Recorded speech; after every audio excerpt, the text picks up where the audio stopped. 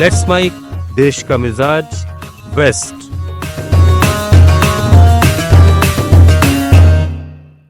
देश का मिजाज, आइए जानते हैं भारत के पश्चिमी राज्यों की आज की खास खबरें। महाराष्ट्र के मुख्यमंत्री देवेंद्र फडणवीस ने रेव पार्टी में नशीले पदार्थों की बरामदगी पर कहा है कि रेव पार्टी में शामिल लोगों के खिलाफ कड़ी कानूनी कार्रवाई होगी और जिसने भी कानून तोड़ा है उसे इसके नतीजे भुगतने होंगे।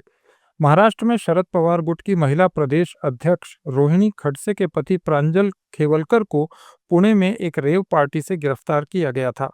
प्रांजल वरिष्ठ नेता एकनाथ खडसे के दामाद हैं। गिरफ्तारी के बाद रोहिणी खडसे ने सोशल मीडिया पर कहा कि उन्हें कानून और पुलिस पर पूरा भरोसा है और समय आने पर सच्चाई सामने आ जाएगी। उन्होंने लिखा कि समय ही हर समस्या का हल है, सही समय पर सच्चाई सामने आ ही जाएगी। महाराष्ट्र के गृह राज्य मंत्री योगेश कदम को लेकर राजनीति गर्मा गई है।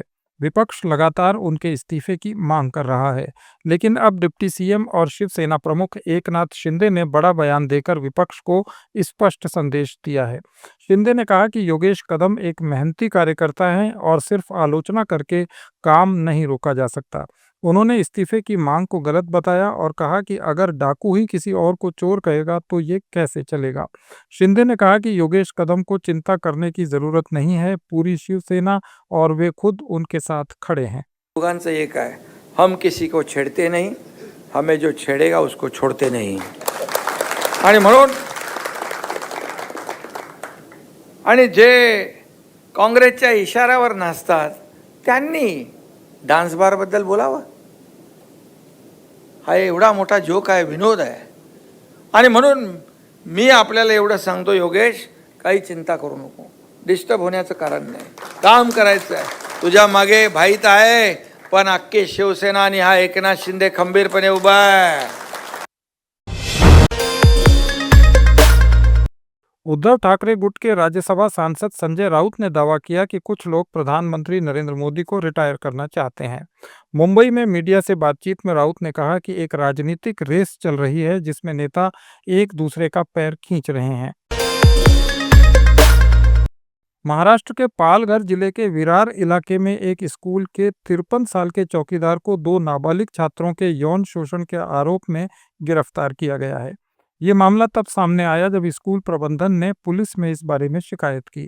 पुलिस के अनुसार आरोपी की पहचान रेमंड विल्सन डियास के रूप में हुई है, जो स्कूल में चौकीदार था। ये घटनाएं 15 जून से 20 जून के बीच स्कूल की कैंटीन में कथित रूप से हुई।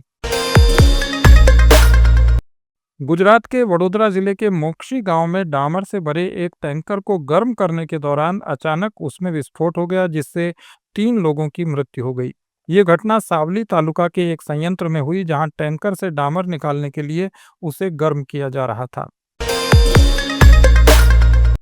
अमेरिका के मिसौरी राज्य में गुजरात मूल के 9 लोगों पर 70 करोड़ रुपए से ज्यादा के अवैध जुआ कारोबार का सनसनीखेज खुलासा हुआ है।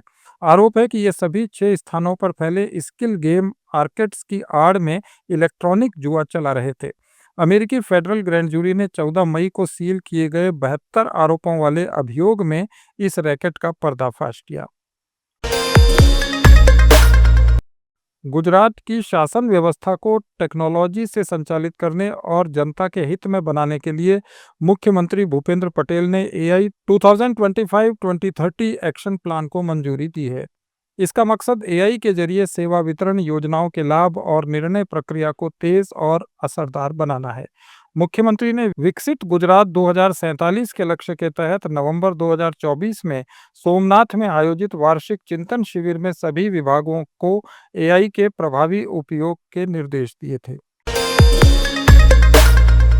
महाराष्ट्र में राष्ट्रवादी कांग्रेस पार्टी के विधायक प्रकाश सोलंके ने आरोप लगाया है कि मराठा समुदाय से होने के कारण उन्हें मंत्री पद से वंचित किया गया। माजलगांव से 4 बार विधायक चुने गए सोलंके ने कहा कि मराठा समाज बीड जिले में एनसीपी की ताकत रहा है, लेकिन जब कैबिनेट या संरक्षक मंत्री बनाने की बात आती है तो इसी समुदाय को नजरअंदाज किया जाता है।